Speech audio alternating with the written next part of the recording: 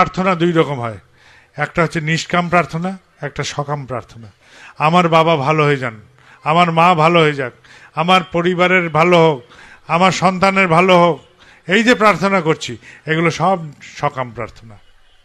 আর আমি যেই বলবো এই ভাইয়ের ভালো হোক, ওই মায়ের ভালো হোক, ওই দাদার ভালো হোক, এই যে বলি, যার সাথে আমার রক্ত সম্পর্ক নেই, অথচ আমি তার জন্য প্রার্থনা জানাই, এই প্রার্থনা তখন পূরণ হয়।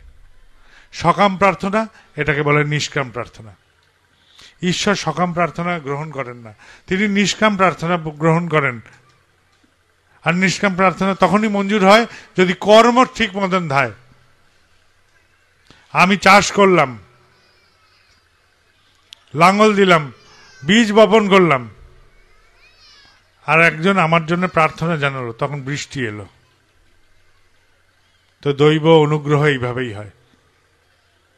আমি যখন সঠিক কর্ম করি এবং আমার জন্য যদি যথাযথ প্রার্থনা করার একজন মানুষ নিষ্কাম প্রার্থনা জানায়, তাহলে আমার কর্ম প্রচেষ্টা সফল হবেই হবে, তাকে আটকানো যাবে না।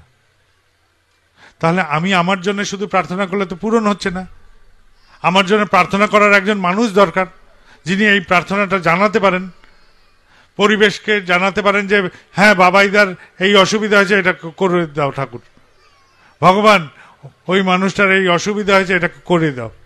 এই যে প্রার্থনা জানাচ্ছেন, এই রকম বান্ধবতা তৈরি করতে হবে। তাহলে সমাজের সাথে এই বান্ধবতার সৃষ্টি করতে হবে, যাতে আমার সাথে সমাজের এরকম বান্ধবতা হয়। কি করে আসতে পারে বান্ধবতা? যদি আমার সবচেয়ে প্রিয় জিনিস আমি দিই সমাজের কাছে, আমার সবচেয়ে প্রিয় যা তা যদি দিই, তবে বান্ধবতা চিরস্থায়ী।